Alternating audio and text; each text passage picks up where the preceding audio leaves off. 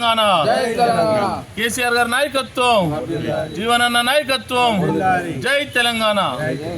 ఈరోజు BRS party Armoor పట్టణ శాఖ ఆధ్వర్యంలో బీఆర్ఎస్ జిల్లా అధ్యక్షులు మరియు మాజీ ఎమ్మెల్యే జీవనన్న ఆదేశాల మేరకు ఆర్మూర్ మున్సిపాలిటీలోని నూతన కమిషనర్ గారికి కలవడం జరిగింది. అదేవిధంగా పార్టీ తరఫున మరి ఏదైతే ఓటు సవరణ కార్యక్రమం జరుగుతుందో వాటిలన్నింటిలో మరి బోగస్ ఓట్లు కానీ, పేరు మార్పిడి కానీ, ఇతర వార్డు నుంచి ఇంకో వార్డులకు కానీ ఈ ప్రతి అంశాల మీద ప్రతి ఆబ్జెక్షన్స్ ఉన్నాయి. కాబట్టి దాని మీద మా పార్టీ తరఫున బీఆర్ఎస్ పార్టీ తరఫున మేము మరి ఒక రిప్రజెంట్ ఇవ్వడం జరిగింది కమిషనర్ మేడం గారిని. ఆ మేడం కూడా సానుకూలంగా మన చేశారు. కానీ వారు ఏమంటున్నారంటే మరి సబ్ కలెక్టర్ గారు కూడా చూడాలా, నాకు అన్ని పవర్స్ లేవని చెప్తున్నారు. మేడం మీరే మున్సిపాలిటీకి బాసు, మరి ఓటర్ జాబితా అనేది తుది జాబితా మరి మీ మన మున్సిపాలిటీ ఆఫీస్ నుంచి జరుగుతుంది కాబట్టి దీనికి పూర్తి బాధ్యత మీరే వహించాలని చెప్పి మీ పార్టీ తరఫున మేము రిప్రజెంట్ చేయడం జరిగింది. మీరు రిసీవ్ కాపీ కూడా ఇచ్చారు కాబట్టి దీని మీద ఖచ్చితంగా మీరు ఐఆర్ ఆఫీసర్కి దృష్టి తీసుకురావాలని కోరుతున్నాం. జై తెలంగాణ.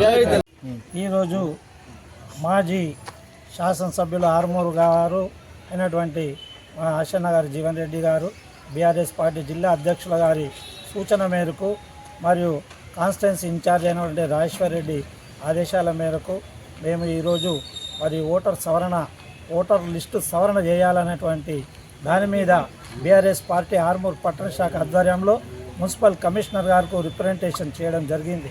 ఇందులో అనేకమైన విషయాలను పేర్కొన్నాం.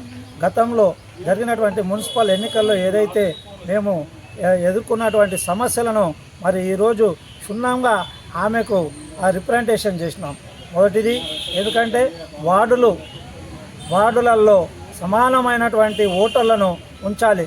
ఒక వార్డులో ఎక్కువ, ఒక వార్డులో తక్కువ కాకుండా మరి ఓటర్లను సమానంగా ఉంచాలి. మరి బోకస్ ఓటర్లను వేరే ప్రాంతం నుండి తీసుకొచ్చి ఇక్కడ మరి చేర్పించడం జరిగింది.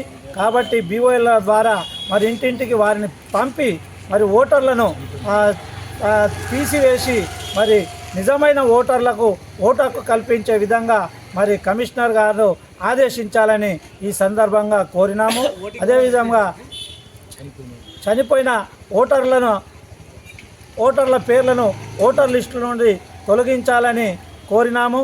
అదేవిధంగా మరి అనేక విషయాల మీద ఈరోజు మేము రిప్రజెంట్ చేస్తే కమిషనర్ గారు వారు ఏమంటారంటే నాకు అథారిటీ లేదు ఈ విషయాల మీద యాక్షన్ తీసుకోవడానికి, మీరు జాయింట్ కలెక్టర్ గారికి విన్నవించాలని అన్నది.